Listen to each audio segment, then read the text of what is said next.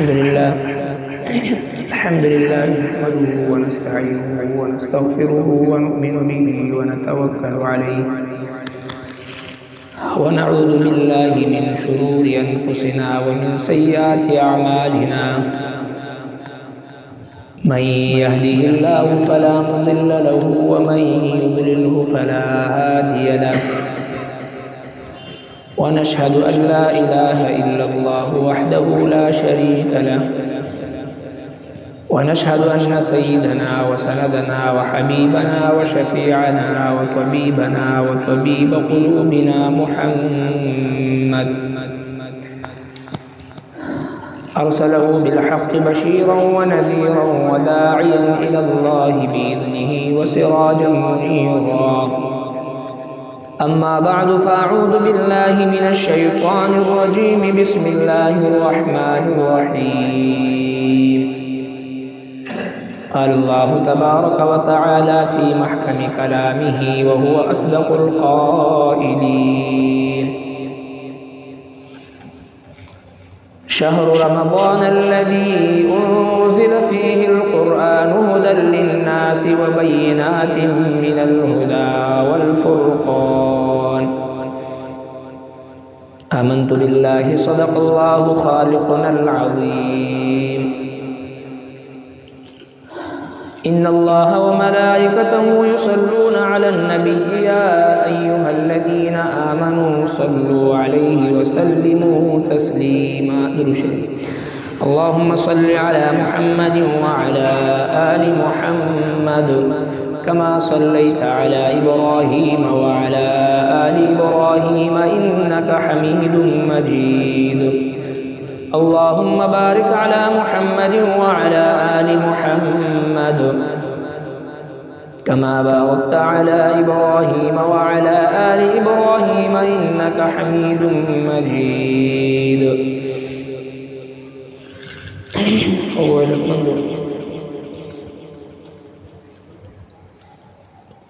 دا الله تبارك وتعالى فضل کرم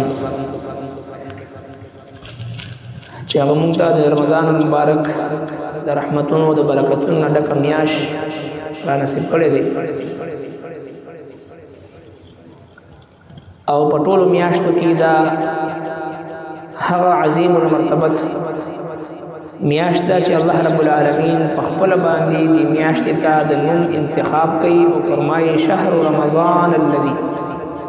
میاشت د رمضان هغه دی چې انزل فيه القرآن چې نازل کړی شوی دی په دې کې قرآن مجید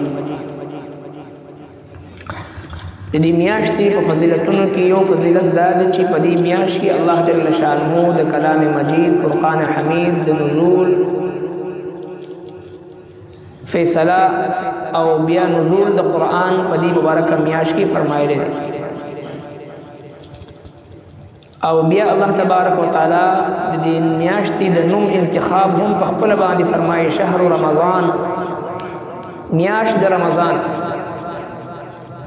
دی وجنا علما لیکي چې دا رمضان المبارک میاشت صرف رمضان ویل دا کافی نه دی دا مناسب نه دی بلکې شهر رمضان شهر رمضان ورته ویل پکار دی ماه رمضان ورته ویل پکار دی صرف رمضان دا نه دی الله تبارک وتعالى دیتا شهر رمضان هم ورکړی دی بیا دی رمضان ته رمضان ولی وی شیخ عبدالقادر جیلانی رحمت الله علیه دی رمضان دی نوم مناسبت او دی نوم په دې نوم کې چې کوم دا 15 حروف هغه الله تبارک وتعالى راجمع کړی دی د 15 حروف او مجموعه هغه د میاشتې نوم هغه مخصوص کړی دی د دې وجه څخه دا شیخ عبدالقادر جیلانی رحمت الله علیه خپل کتاب کې هغه وضاحت فرمایي چې په رمضان کې 15 حروف دي اول را ده په دې را کې دی خبرې طرف ته اشاره ده چې دا د رحمتونو میاشت ده په دې میاشت کې د الله تبارک وتعالى رحمتونه راوړېدل زمکې ته هغه شروع شي ځکه جناب نبی کریم صلی الله علیه وسلم فرمایي چې اولها رحمت د دې میاشتې 12 دا رحمت دی او اوسطها مغفرة 12 مغفرت دی او واخرها عتق من النار او دریم عشره د جهنم نه د خلاصې دی. نو لہذا دا میاش راتلو سره د الله تبارک وتعالى د رحمتونو د برکتونو نزول زمکه طرف ته هغه شروع شي. او که څوک د رمضان مبارک د رحمتونو نه انکار کوي، د رمضان مبارک د فضایلو نه انکار کوي، نو هغه د قران کریم نه انکار کوي. لہذا رمضان کی 5 حروف دے را میم ضاد الف نون. نو لومبي چې کوم را ده پدې کې دې خبره طرف ته اشاره ده چې دا د رحمتونو میاشت او هر مسلمان دې په دغه رحمتونو کې ځان ته یو لوی حصہ یو لوی برخه هغه راغونډه کی. ذکر فرمایل اولها رحمت، لومبي 10 دې رحمت دي. او دویم حرف پر رمضان کی هغه میم دی. میم کی دی خبری طرف ته اشاره ده چې دا د مغفرت میاشت پدې کې الله تبارک وتعالى د سخت نه سخت لوی نه لوی ګناهګار د مغفرت فیصله فرمایي. ځکه چې د الله رب کائنات رحمتونه او د مغفرت دروازې هغه دومره عام شي چې کله د رمضان مبارک میاشت راشي دوه جهان سردار مبارک فرمایي چې فتحت ابواب الجنه، د جنت دروازې کولو کړي شي، وغلقت ابواب النار، د جهنم دروازې بند کړي شي، وزفدت الشیاطین، سرکش شیاطین قید کړي شي. او الله جل شانه خپل بندگان ته د عبادت موقع ورکړي چې هر طرف ته یو ماحول ورته مهیا کی چې اوس ما طرف ته ځان را نزدیک کړي. هر طرف ته الله جل شانه یو ماحول ولا جوړ کی ورکی چې اوس ما تر نزدیک شي. نو لہذا دا د مغفرت میاشت او چې بدی میاشت کې یو چې کړه د الله جل شانه رحمتونه په جوش کې وي، په موج کې وي، په عروج باندې وي، او وړو وړو اعمال باندې رب کائنات خپل بندگان معاف کوي. جهنم دروازې ورته بند کړي دي، جنت دروازې ورته کلو کړي دي، جنت ورته مزین کړي دي. او روز مارا په بنیاد باندې جنت لا دونی د خوشبو ورکول کېږي، هغه مزین کړي شي، مزین کول شي. او د الله تبارک وتعالى طرفنا بار بار ندا او आवाज لګول کېږي. نو د دې دومره رحمتونو برکتونو باوجود که یو سړی ځان محروم ساتي، نو بیا جناب نبی کریم صلی الله علیه وسلم د حضرت جبرئیل امین علیه السلام په بدعا باندې چې جبرئیل امین علیه السلام بدعا فرمایل چې کله نبی علیہ السلام په منبر باندې خطو بعد من ادرک رمضان فلم یغفر له، هلاک د شي، تباہ او برباد د شي هغه انسان چې په هغه باندې د رمضان المبارک میاشت تیر شي او د مغفرت ونکړي شي او دی په خپل رب باندې ځان ونه بخي. او د رب العالمین د طرفنا د جنت او د بخشش او د مغفرت چې کوم سیزن ورکړی شوی دی، چې کوم سیل لګیدل شوی دی، هغه نه استفاده ونکړي، نو بعد دا د هلاک شي، دا د تباہ او برباد شي. امام الانبیاء رحمت للعالمین صلی الله علیه وسلم په دغه بدعا باندې امین وی. او د امین مقصد دا دی چې یقینا هغه انسان د هلاک شي، تباہ او برباد شي چې پچا باندې دا مبارک میاشت تیر شي او دا مغفرت ونکړي شي. ځکه دا میاشت مغفرت ده. لوی نه لوی خطاکار وي، لوی نه لوی سیاهکار وي، لوی نه لوی ګناهګار وي، خو چې کله دغه په زړه کې معمولی درد او احساس پیدا شي او خپل رب طرف ته متوجه شي، هغه د الله رب العالمین د رحمت نه محروم او مایوس نه پاتې کېږي. ځکه دا میاشت د مغفرت دی. را معنا رحمت او میم معنا مغفرت او دریم ټکی چې دی هغه ضاد دی. شیخ عبدالقادر جیلانی رحمت الله علیه فرمایي چې د ضاد کی دی خبرې طرف ته اشاره ده چې ضاد دا د جنت ضمانت دی. په دې میاشت کې چې کله د یو مسلمان په زړه کې درد او خوف او فکر پیدا شو او د الله رب العالمین طرف ته متوجه شو او د رمضان مبارک رحمتنا او مغفرتنا فائدہ واغشتو، نو د لپاره یقینا د جنت ضمانت دی. نو په رمضان کې چې کوم دا ضوات دی دا د جنت هغه ضمانت طرف ته اشاره ده. ځکه د هر پښمنۍ د هر افطاری په وخت کې د الله رب العالمین د طرفنا په لکونو خلقو په لکونو تعداد کې د خلقو مغفرتونو د بخشش او د نجات فیصله کیږي. نو دا د جنت ضمانت دی چې کله یو مسلمان روزه وساتي، یو طرف ته تسحروا فإن في السحور برکه، پښمنۍ په وخت ولا برکت دی. او چې کله رجمات ټیم راشي للصائم فرحتان فرحة عند فطره وفرحة عند لقاء ربه دا الله محبوب پیغمبر فرمایي چې یو د رجمات په وخت کې د لپاره د خوشحالي مقوي لوګه تند تیر کړی وي د الله ورکړی شوی رزق مخ ته کیږي او کیدی او په دعاګانو کې مشغول شي او خوشاله وي یو دغه خوشحالي ده او دیم خوشحالي د دې روزې د برکت چې کله ما سره ملاقات کوي رب العالمین سره ملاقات کوي هغه خوشحالي ده نو د روزدار د لپاره دوه خوشحالي دي نو لہذا معلومه شو چې دغه روزه چې کله د آداب سره صحیح طریقې سره اوساتل شي د روزې حفاظت وکړي شي نو دا د بنده د لپاره د رب العالمین سره د ملاقات ذریعہ جوړیږي نو لہذا دا د جنت ضمانت دی کې رمضان کې د ازواج دی د لپاره دی چې دا د جنت ضمانت دی او سلورم حرف پر رمضان کې الف دی نو حضرت شیخ عبدالقادر جیلانی رحمۃ اللہ علیہ فرمایي چې دا الف الفت طرف ته اشاره ده محبت طرف ته اشاره ده دا د محبتونو میاشت دی دا د صبر میاشت دی د صبر نبی علیہ السلام فرمایي چې دا د صبر میاشت دی او د صبر بدله هغه جنت دی نو لہذا په دې کې د الف الفت طرف ته اشاره ده دا د محبتونو د خورولو میاشت ده دا د زړونو نه د کدورتونو او د نفرتونو او د عداوتونو د ختمولو میاشت ده او چې رمضان المبارک میاشت راشي او تیر شي زموږ زړونه یو بل د پاره صفا نشي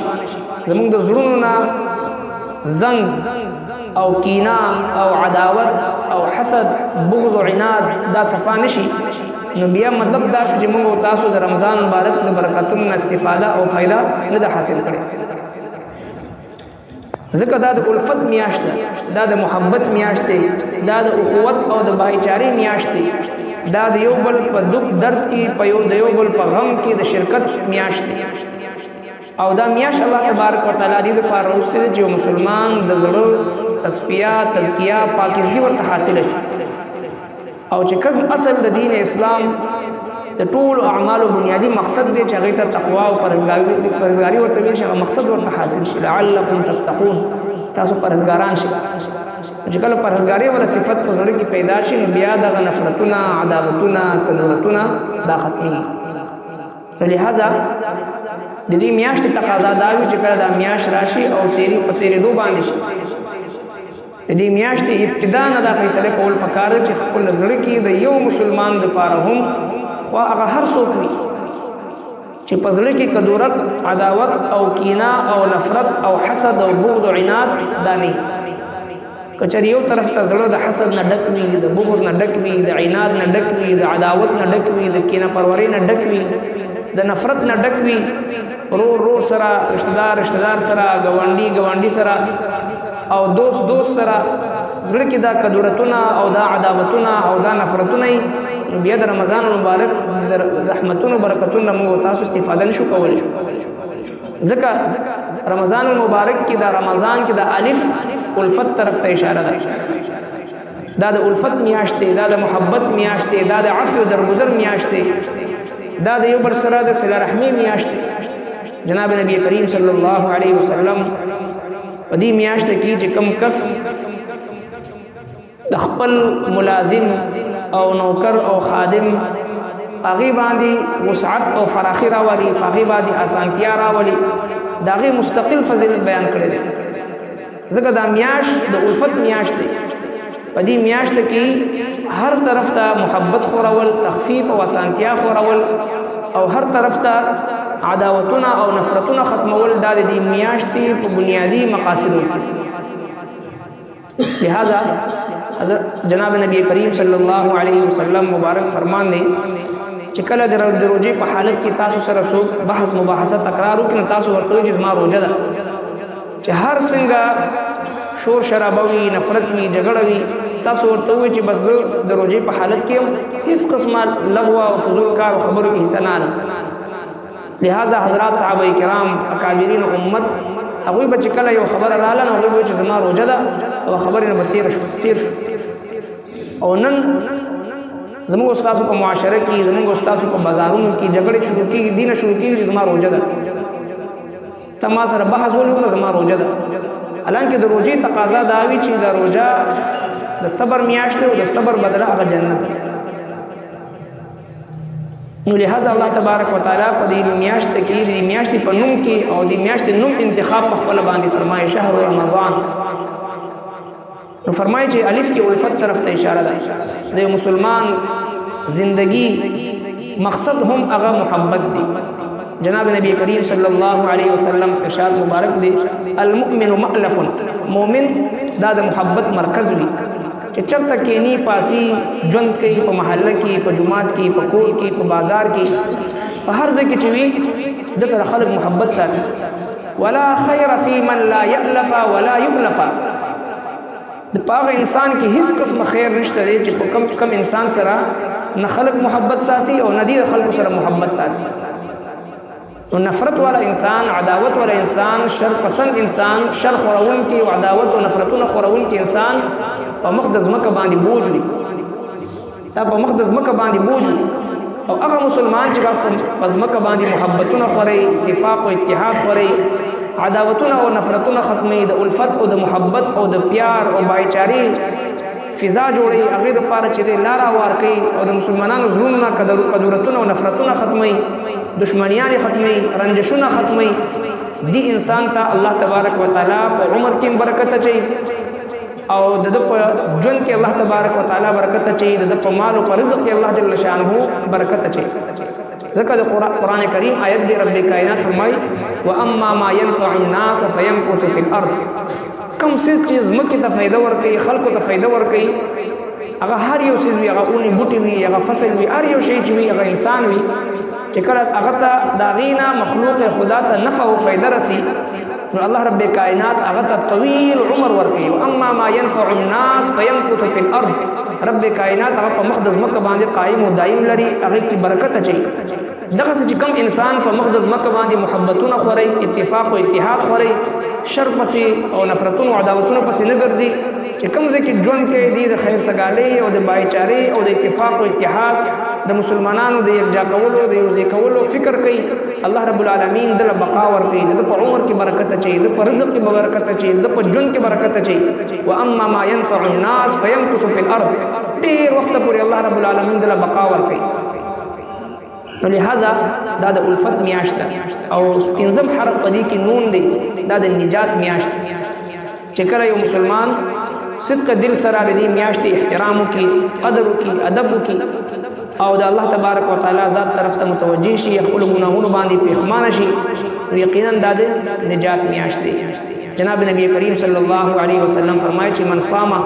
رمضان ایمانا و احتسابا غفر له ما تقدم من ذنبه. چا چې ایمان یقین سره او د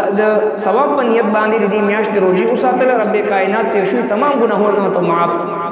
ومن قام رمضان ایمانا و احتسابا غفر له ما تقدم من ذنبه. چا چې